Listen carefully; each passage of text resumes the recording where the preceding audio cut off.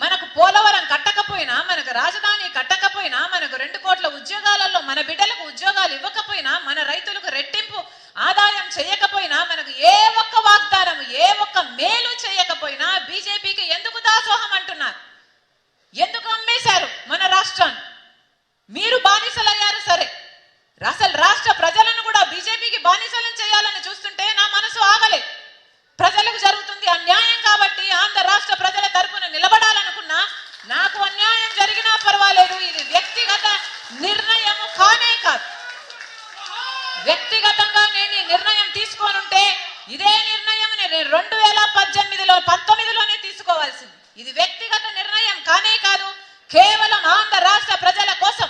నాకు తెలుసు నన్ను టార్గెట్ చేస్తారని నాకు తెలుసు, నన్ను అటాక్ చేస్తారని నాకు తెలుసు, నా కుటుంబం నిలువులా చీలిపోతుంది అని నాకు తెలుసు. అయినా సరే ఆంధ్ర రాష్ట్ర ప్రజల కోసం ఈ నిర్ణయం తీసుకోవాలి అని కాన్షియస్ గానే ఈ నిర్ణయం తీసుకోవడం జరిగింది. కాంగ్రెస్ పార్టీలో చేరడం జరిగింది. ఆంధ్ర రాష్ట్రంలో పని చేయడానికి ఒప్పుకోవడం జరిగింది. ఎందుకంటే ఈరోజు ఆంధ్ర రాష్ట్రంలో మేలు జరగాలన్నా, స్పెషల్ స్టేటస్ రావాలన్నా, మన వైజాగ్ స్టీల్ ను కాపాడాలన్నా, ఇవి ఏవైనా జరగాలంటే మళ్ళీ కాంగ్రెస్ పార్టీ అధికారంలోకి వస్తేనే ఇవన్నీ సాధ్యమవుతాయి. లేకపోతే బీజేపీకి తాకట్టు అయిపోతుంది. లేకపోతే బీజేపీ మొత్తం ఆంధ్ర రాష్ట్రం బానిసలుగా మార్చేస్తారు టీడీపీ వైసీపీ నాయకులు. అందుకనే ఈ నిర్ణయం తీసుకున్నాం. మళ్ళీ చెప్తున్నా, రాహుల్ గాంధీ గారు చెప్పిన మాట స్పెషల్ స్టేటస్ కోసం మొట్టమొదటి సంతకం పెడతానని అన్నారు. ఈ విషయం ప్రతి కాంగ్రెస్ నాయకుడు, ప్రతి కాంగ్రెస్ కార్యకర్త అర్థం చేసుకోవాలి, జనాలలోకి తీసుకువెళ్ళాలి. వాళ్లకు ఆంధ్రప్రదేశ్ పట్ల ఎంత భారం లేకపోతే మొట్టమొదటి సంతకమే ఆంధ్ర రాష్ట్రం విభజన హామీగా ఆంధ్ర రాష్ట్రానికి స్పెషల్ స్టేటస్ ఇవ్వాలని వాళ్ళు మాట్లాడతారు.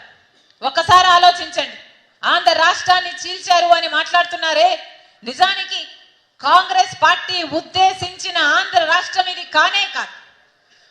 కాంగ్రెస్ పార్టీ ఉద్దేశించిన ఆంధ్ర రాష్ట్రంలో స్పెషల్ స్టేటస్ ఉంది.